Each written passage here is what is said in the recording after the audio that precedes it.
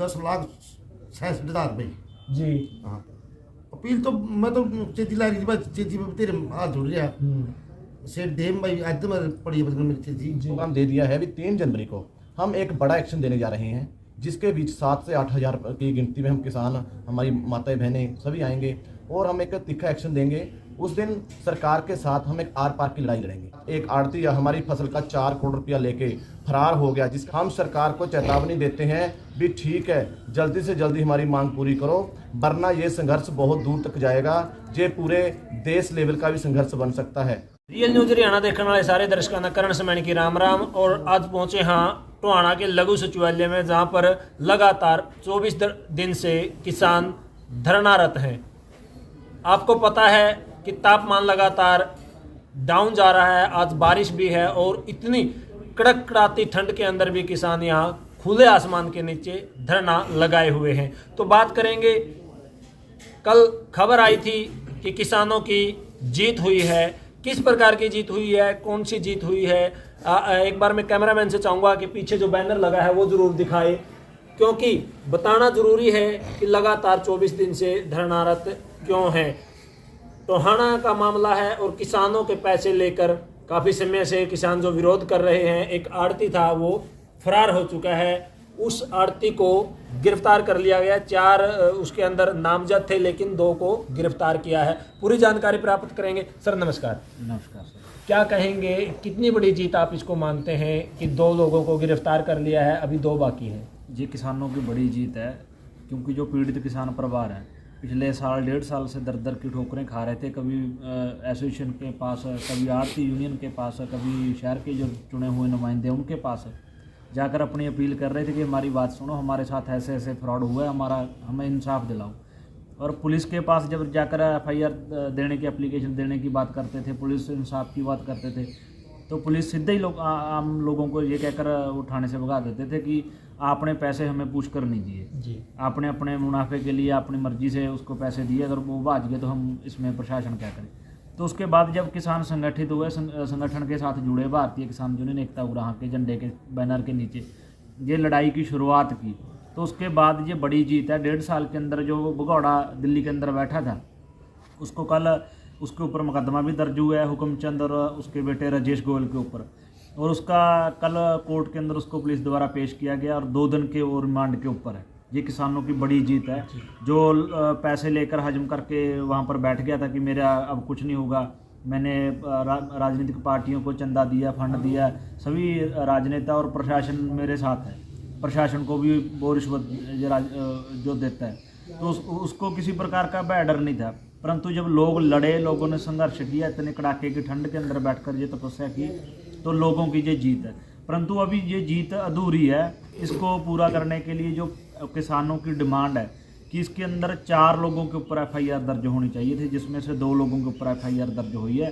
किसानों ने लिखित में प्रशासन को ये चिट्ठी दरख्वास्त दी थी पुलिस स्टेशन के अंदर कि ये 4 लोग हैं, इसमें एक जो हुक्मचंद है और 2 उसके बेटे राजेश गोयल और कपिल गोयल, और तीसरा जो चौथा है रमेश गोयल, जिसने 1.5 साल किसानों को आश्वासन में उलझा के रखा। किसानों को बार बार वो आश्वासन देता रहा कि आप इसको दुकान बेच लेने दो, मैं आपके यहीं पर हूँ, मैं आपका पूरा पाई दिलवाने के लिए आप मेरे पे विश्वास कर सकते हैं।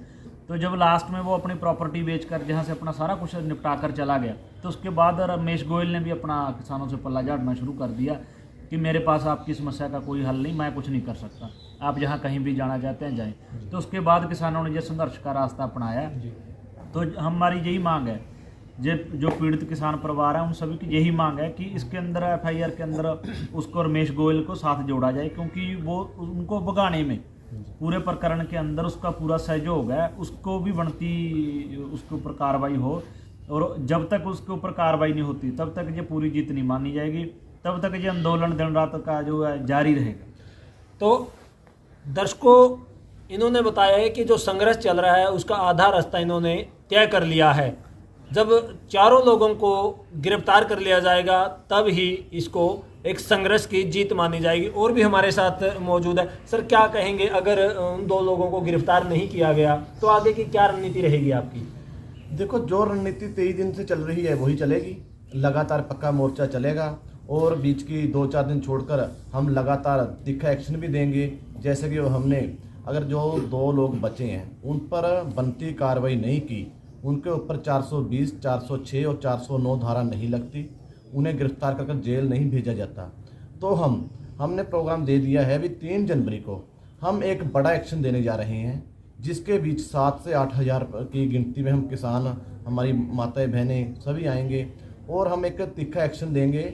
उस दिन सरकार के साथ हम एक आर पार की लड़ाई लड़ेंगे कि अगर उन पर कोई कार्रवाई नहीं करते तो हो सकता है हम उस दिन रेलें भी रोक दें, यानी कि अनिश्चित पूरे समय के लिए, कि जब तक हमारी मांगें नहीं मानी जाती हम रेलों को रोक कर बैठेंगे।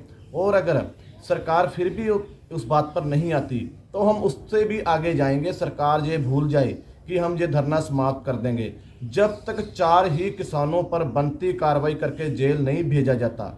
हम पूर्ण तौर पर यहाँ बैठेंगे पक्का मोर्चा लगा के। इसके लिए चाहे हमें कुछ भी करना पड़े, इसके लिए हम लगातार अपनी गिनती और बढ़ाने के लिए गाँव में लगातार मीटिंगें कर रहे हैं, शहरों में जा रहे हैं, लोगों को अपनी जो हमारी दुर्दशा है वो बता रहे हैं कि हमारे साथ एक आड़ती या हमारी फसल का 4 करोड़ रुपया लेके फरार हो गया, जिसका एक लड़का पंचकुला में अच्छा बिजनेस चला रहा है, दूसरा लड़का दिल्ली में है जिसको पुलिस ने गिरफ्तार कर लिया है, और उसका भाई रमेश गोयल जिसके 2 बड़े सेलर हैं, जिसने किसानों को विश्वास दिवाया था भी मैं तुम्हारे पैसे की पाई पाई दबाऊंगा, आज वो इस बात से मुकर रहा है। इसलिए हम सरकार को चेतावनी देते हैं भी ठीक है, जल्दी से जल्दी हमारी मांग पूरी करो, वरना ये संघर्ष बहुत दूर तक जाएगा। ये पूरे देश लेवल का भी संघर्ष बन सकता है अगर आने वाले दिनों में सरकार ने हमारी मांगें नहीं मानी। सर, आपने ऐलान कर दिया है कि 3 जनवरी को ट्रेन भी रोकी जा सकती हैं, रोड भी रोके जा सकते हैं, लेकिन अगर आपने ट्रेन और रोडों को रोक दिया है, इससे आम जनता परेशान होगी कि आड़ती पैसे लेके फरार हो चुका है, लेकिन जो आम जनता है उसको क्यों परेशान किया जा रहा है? देखो, बिल्कुल हम इस बात को समझते हैं, आम जनता परेशान होगी, पर हमारा दिल नहीं करता क्योंकि वो परेशान होने वाले हमारे ही भाई बहन हैं, बड़े लोग हैं, जो मंत्री लोग हैं, उनको तो ये प्रशासन कोई और रास्ते राही निकाल देता है। फंसता कौन है? हमारे आम लोग। पर हमारी मजबूरी है, आज 24वां दिन है हमारा, 24 दिन हो गए हैं आज। हम लगातार पहले 9 दिन तो रमेश कुमार के घर के आगे बैठे, आज लगभग 15 दिन से हम डीएसपी दफ्तर के आगे बैठे हैं, तो हमारी ये सुनवाई नहीं कर रही। हमारी मजबूरी बनती है, हमारा दिल नहीं करता जाने को, हम खुद परेशान है रोड पर बैठकर, हम नहीं बैठना चाहते क्योंकि हम मजबूर हैं, उसके बाद कोई चारा नहीं बचता। और यही सरकार, यही प्रशासन जथेबंदियों का इसके लिए निंदा भी करते हैं भी ये जथेबंदी वाले तो रोड रोक कर बैठ जाते हैं, लोगों को परेशान करते हैं। हम फिर सरकार से अपील करते हैं कि हमारी मांगें मानो ताकि हमें रोड पर ना जाना पड़े।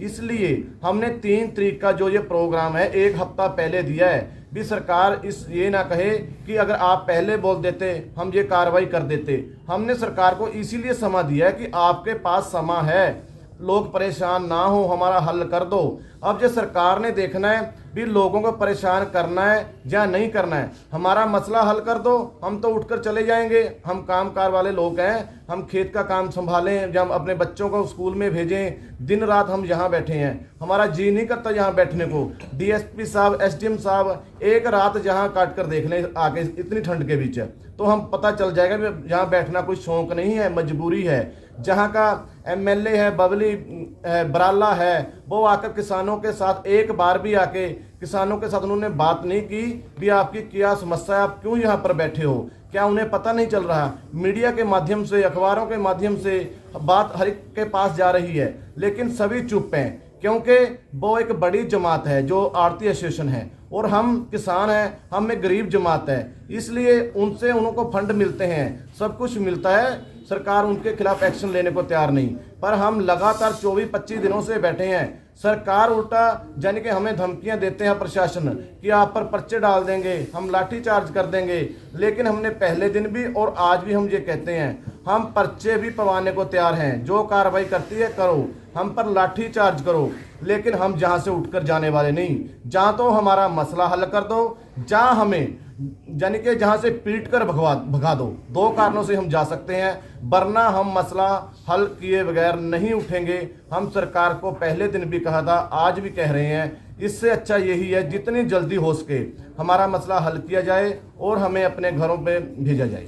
तो दोस्तों हम आपको एक बार यही भी बता देना चाहते हैं कि जो टोहाना है वो पंजाब के सटा हुआ शहर है और पंजाब का हरियाणा का एक ऐसा शहर है जहाँ पर दोनों राज्यों के लोग यहाँ पर अपनी फसल लेकर आते हैं।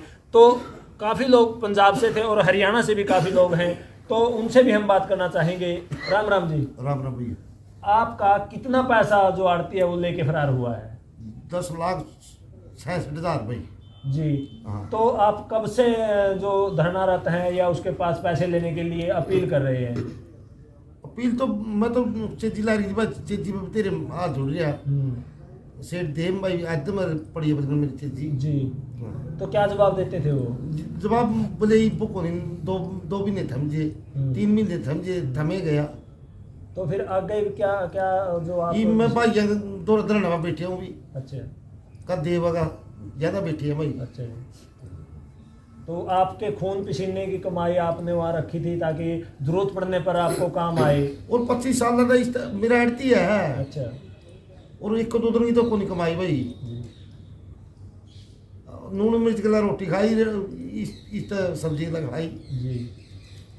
गुजरे के अपने 10,66,000 रुपये बताए। बहुत बड़ी जो पूंजी है वो हो जाती है। एक एक पाई जोड़ के इन्होंने वहाँ रखी थी ताकि जिस टाइम ज़रूरत पड़े उस टाइम वो उनसे ले सके। और इन्होंने बताया है कि जब टाइम इन्होंने चिनाई लगाई थी उस टाइम इन्होंने अपील भी की थी, रिक्वेस्ट की थी कि इनका पैसा इन्हें दे, लेकिन उन्होंने नहीं दिया। और एक बहुत बड़ी चेतावनी सरकार और प्रशासन के लिए मैं कहूँगा कि आने वाली 3 जनवरी को ट्रेनें भी रोकी जा सकती हैं, रोड भी रोका जा सकता है, क्योंकि यहाँ से इन्होंने ऐलान किया है। तो रियल न्यूज़ हरियाणा के माध्यम से हम अपील करेंगे कि किसानों का जो मसला है वो जल्दी से जल्दी हल किया जाए ताकि आम जनता इसके अंदर न पीसे, क्योंकि अगर रेल और जो रोड है वो रोक दिए तो आम जनता परेशान होगी। तो यही सबसे बड़ा एक हल है कि जल्दी से इनका मसला है जो हल किया जाए। मिलते हैं किसी नई वीडियो में, तब तक आप बने रहें रियल न्यूज़ हरियाणा के साथ।